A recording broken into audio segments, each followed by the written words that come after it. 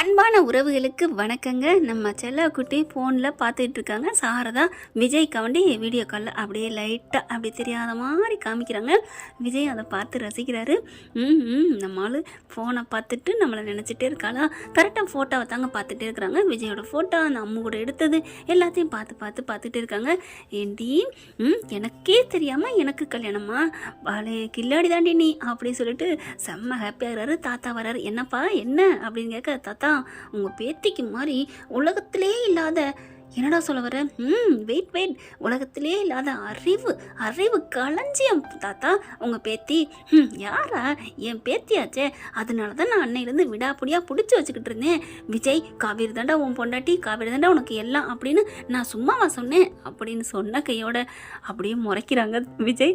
சரி விடு, கொஞ்சம் தடுமாறிட்டேன் இடப்பட்ட நேரத்தில். அதுக்கு பொண்டாட்டி பேச்சை கேட்டுட்டேன்ப்பா.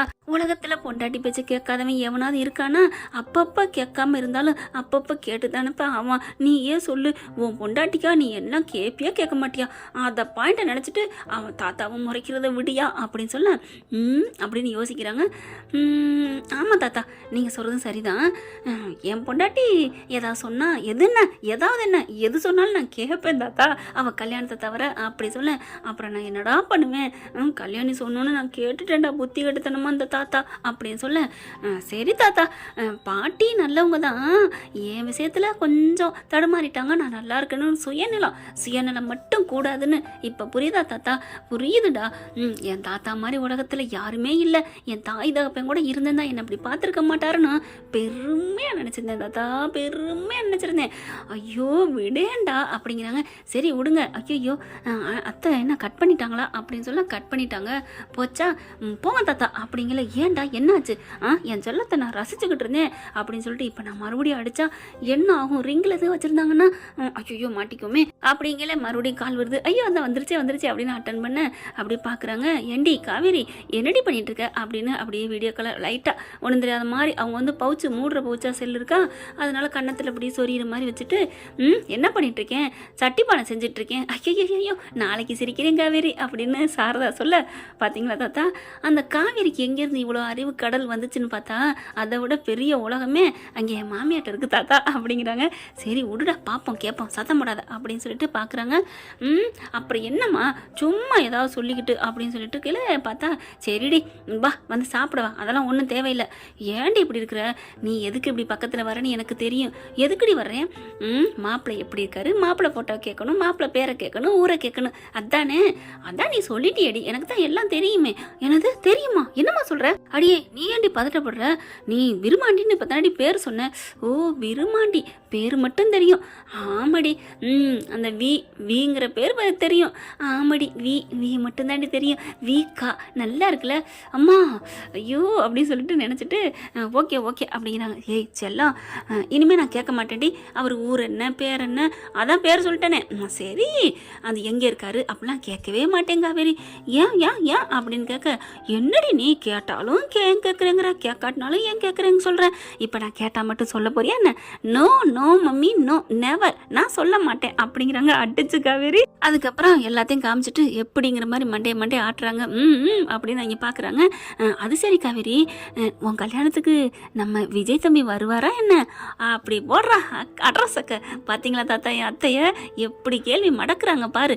இவன் நம்மளை மடக்குனான்னு நினச்சா இவளை நம்ம மாமியார் மடக்குறாங்களே அப்படின்ட்டு கேளுங்க அத்தை கேளுங்க அப்படின்னு நினச்சிக்கிறாரு. பார்க்குறாங்களா, ஏன் அவரையே நான் கூப்பிடணும் அப்படி சொல்ல. ஏண்டி நம்ம அம்மு வரவேணாம்மா, அம்முக்காண்டி நீ அவரை சொல்ல மாட்டியா அப்படின்னு சொல்ல. அடப்போம்மா, என் கல்யாணத்துக்கு விஜய் இல்லாமையா, அம்மு அப்பா இல்லாமலா, அவர் இல்லாமல் என் கல்யாணம் நடக்காது.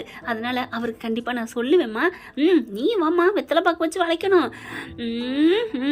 அப்படின்னு பார்க்க. சரிடி நான் நம்பிட்டேன்டி. என்ன நம்பிட்டா? இல்லை ஐயோ வளரிட்டமா.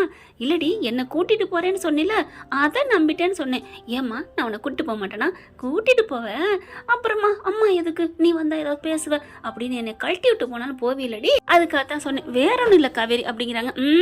ஒன்றும் இல்லாமல் நான் இனிமேல் எதுவும் பண்ண மாட்டேம்மா, உன்னை வச்சே தான் பண்ணுவேன் ஓகேவா அப்படின்னு சொல்லிடுறாங்க. அடுத்து தாத்தாக்கிட்டையும் பேசுகிறாங்க காவேரி. தாத்தா என்ன பண்ணுறாரு உங்கள் பேராண்டி அப்படின்னு கேட்க, என்ன பண்ணுறான் அவன் மண்டையை போட்டு பிச்சுக்கிட்டு இருக்காமா. அப்படியே விஜய் வந்து அப்படின்னு காமிக்கிறாரு. மண்டை அப்படின்னு யோசிச்சுட்டு பிச்சு அப்படி காமிக்கிறார் விஜய். பிச்சுக்கிட்டு இருக்காம்மா. ஏன் தாத்தா எதுக்கு? அப்புறம் காவேரி கல்யாணம் பண்ணிக்க போறா, நான் என்ன குறைச்சேன், என் அழகுல என்ன குறைச்சேன் அப்படின்னு ரொம்ப பீத்திக்கிட்டு இருக்காம்மா. அவனை விட ஒரு அழகான மாப்பிள்ளைய கட்டணும் அவனுக்கு ஒரு பயம் அப்படி சொல்ல, தாத்தா விடுங்க தாத்தா, அவர் அழகுக்கு ஈடு இல்லை தான் தாத்தா. என்னம்மா கட்சி மாறுற தாத்தா, அவர் நான் கல்யாணம் பண்ணிக்க போறேன், இதுல என்ன கட்சி மாறுறேன்னு சொல்றீங்க அப்படி சொல்ல, ஓ நீ அப்படி வரியா தாத்தா, நான் அப்படி வரணும் இப்படி வரணும், நிஜம் அதானே, விஜய்க்கு ஈடு இந்த உலகத்துல யாராவது இருக்காங்களா என்ன அப்படின்னு சொன்ன விஜய் பாக்குறாரு. ஐயோ சொல்லிட்டாலே அவ காதலன்னு அப்படியே வான்ல பறக்குறாங்க. ஐயோ பிடிக்க முடியல. விஜய் தாத்தா பாக்குறாரு. ஐயோ என் பேராண்டி சும்மாவே ஆடுவேன், இப்போ என் பேத்தி சலங்கை கட்டி விட்டாளா அப்படின்னுட்டு தாத்தா தாத்தா அப்படின்னு கூப்பிட, சொல்லுமா என்ன தாத்தா? ஒன்னும் இல்லம்மா, என் பேரை எங்கேயோ அழுதுட்டு இருக்கான், அதை நினைச்சுதான் சோகமா இருக்கு. அழுகிறாரா அழுகட்டும், ரத்த கொதிப்பு வரட்டும், ரத்த கொதிப்பு அப்படின்னு விஜய்க்கு தாத்தா தாத்தா அப்படின்னு சொல்ல, என்னடா என்ன தாத்தாங்கிறாங்க அப்படின்னு காவேரி சொல்ல, அவன் வர்றாமா வை அப்படின்னு வச்சுட்டு என்ன பண்ணுறாங்க, லைனில் கட் பண்ணாதீங்க தாத்தா அப்படின்னு சொல்கிறாரு. கட் பண்ணலை. அதே மாதிரி காவேரியும் கட் பண்ணலைன்னு ருசியாக, அதாவது ஒட்டு கேட்குறதுனா ரொம்ப சுவாரஸ்யம் இல்லையா உலகத்தில், அதனால தாத்தா ஓகே அதாவது வைக்கலன்னு நினச்சிட்டு இவங்க காதில் கேட்குறாங்க. என்னடா அப்படிங்கல, தாத்தா என்ன தாத்தா இப்போ யாரோ ரத்த கொதிப்புன்னு உங்கள் ஃபோனில் யாரோ சொன்னாங்களே, யார் அப்படிங்கல, யாரும் இல்லைடா சும்மா தாத்தா இது காவேரி சொல்லுவா தாத்தா, ரத்த கொதிப்புன்னு. தாத்தா சொல்லுங்க தாத்தா அப்படி சொல்லட்டே, உனக்கு என்னடா தாத்தா, எனக்கு காவேரி நினைப்பா வருது தாத்தா அப்படி சொல்ல, என்னை விட்டுட்டு போறாளா அவ, வேற கல்யாணம் விட்டு போறாளா, எனக்கு கஷ்டமா இருக்கு தாத்தா. டே அடங்குங்கடா, 2 பேர் போதைக்கு நான் ஊறுகாயா அப்படிங்கிற மாதிரி தாத்தா நினச்சிக்கிறாரு. என்னப்பா பண்ணுறது, உன்னோட சேர்ந்து நானும் நடிக்க வேண்டியதாக இருக்குன்னு மனசில் நினச்சிட்டு, என்னப்பா பண்ணுறது, விதி யாரை விட்டது, பாவம் அந்த பொண்ணாவது நல்லா இருக்கட்டும், நீ உனக்கு பிடிச்ச பொண்ணை கல்யாணம் பண்ணிக்க தாத்தா. நான் என்ன சொல்லியிருக்கேன், என் பொண்டாட்டி தவிர நான் யாரையும் நினைக்க மாட்டேன், அவ்வளோதான் மரியாதை, மறந்துட்டீங்களா நீங்கள் அப்படின்னு கத்திட்டு போக, இதை உங்கள் எல்லாருக்கும் மைண்ட் செட்டில் வச்சுக்கோங்க. எனக்கு கல்யாணம்னு ஒன்று நடந்தா காவேரி மிஸ் கூட நடக்கட்டும், அப்படி இல்லைன்னா வேற யாரும் எனக்கு தேவையில்லை அப்படின்னு போகிறாங்க. டே அந்த பிள்ளைக்கு தான் வேற கல்யாணம் நடக்க போதேடா தாத்தா, அது கல்யாணம்லாம் நடக்காது தாத்தா, அது 1000 வாட்டி நின்று போகுது, நடக்க விட்டுருவோமா என்ன? அட பாவி, அப்போ என் கல்யாணத்தை நிறுத்தல நீ தானா, இருடா மவனே அப்படின்னு காவேரி நினைக்கிறாங்க.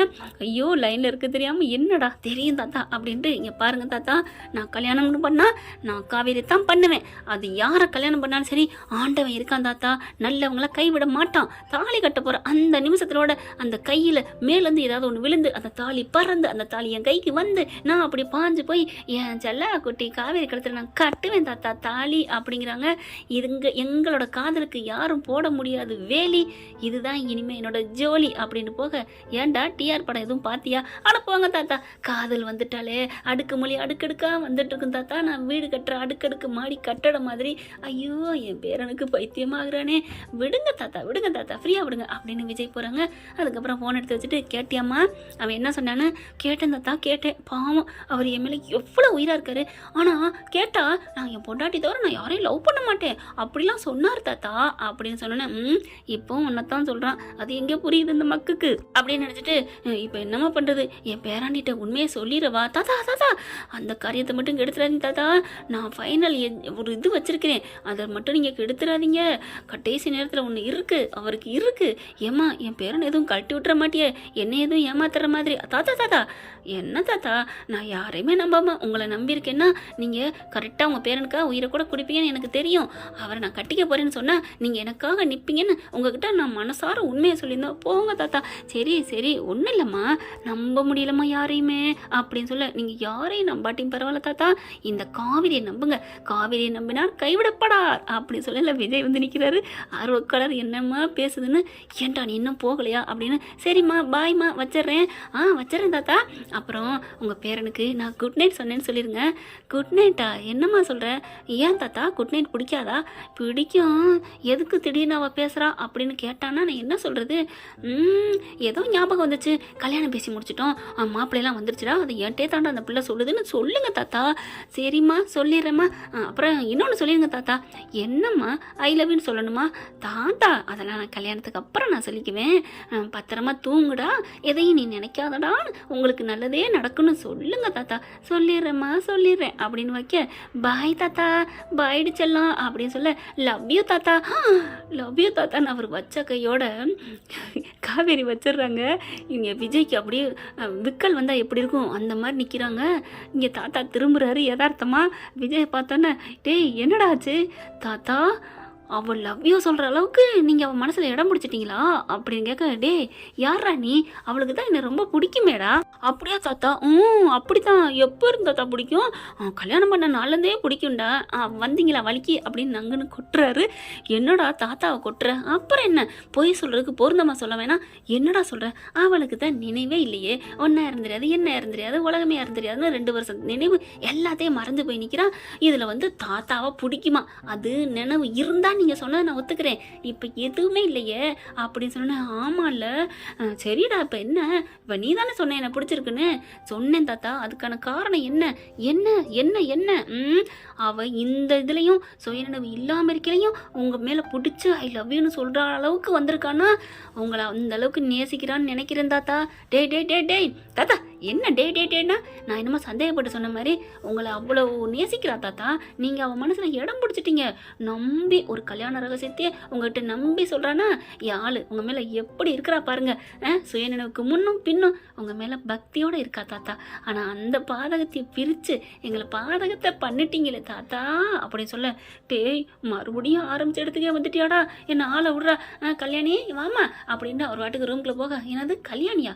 கல்யாணி எங்கே இருக்குது அப்படியே மேலே பார்த்துட்டே பேசிட்டு போக, மனுஷன் என் பிடுங்களுக்கு பயந்துட்டு இல்லாத பொண்டாட்டி கூட பேசிக்கிட்டு போகிறாரா? போங்க போங்க அப்படின்னு சொல்லிட்டு நம்ம இருக்கிற பொண்டாட்டிகிட்ட பேசுவோமா அப்படின்னு உள்ளார போகிறாங்க. அம்மோ இங்கே வாடா அப்படின்னு சொல்ல, என்னப்பா மிஸ்ஸுக்கிட்ட பேசுவோமா? ஏன்பா அப்படிங்கிறாங்க. நாளைக்கு மிஸ்ஸுக்கு கல்யாணம் சொன்னாங்கல்ல, அதை பற்றி வாழ்த்துக்கள் நீ சொல்லு. சொல்கிறேன்ப்பா. அப்பா அப்பா அவங்க நம்ம வீட்டுக்கு அம்மா வரமாட்டாங்களா? யாரா சொன்னா? விட்டுருவனா என்ன? இந்த செல்லக்குட்டியோட அம்மா அவள் தான் நீங்கள் வருவா, நீ டோன்ட் வரிடி தங்கம் அப்படின்னு சொல்ல, கொஞ்ச நேரம் போதும், காலை போடுப்பா, காலை போடு அப்படிங்கல. சரின்னு சொல்லிட்டு ரிங் அடிக்கிறாங்க. காவேரி ஒரே ரிங்கில் அப்படிங்காட்டி கிடுங்குன்னு எடுக்கிறாங்க ஃபோனை. ஹலோ அம்மு என்னடா அப்படின்னு சொல்ல, நான் அம்மு இல்லை அம்மாவோட அப்பா அப்படின்னு. அப்படியே காவேரிக்கு பூக்குதுங்க நெஞ்சுக்குள்ள. ஓகே ஃப்ரெண்ட், பார்க்கலாம் இதன் தொடர்ச்சி அடுத்த பகுதியில். இந்த பதிவு உங்களுக்கு பிடிச்சிருந்துச்சுன்னா இப்படி போனால் நல்லாயிருக்கும்னு நினைக்கிறவங்க கமெண்ட் பாக்ஸில் தலைவர் தலைவி வாழ்க அப்படின்னு தெரிவிச்சிருங்க. Thank you friends. இந்த வீடியோ உங்களுக்கு பிடிச்சிருந்தா தயவு செய்து லைக் பண்ணுங்க. இன்னும் அப்டேட்ஸ்க்காக சேனலை சப்ஸ்கிரைப் பண்ண மறக்காதீங்க. நம்ம கிட்ட இருக்க எல்லா சேனல்ஸோட லேட்டஸ்ட் வீடியோ அப்டேட்ஸ்க்காக மேல ரைட் சைட்ல காட்டுற லிங்கை கிளிக் பண்ணி வாட்ஸ்அப் குரூப்ல ஜாயின் பண்ணுங்க. உங்களிடம் விடைபெறுவது நான் உங்கள் மெஹர்.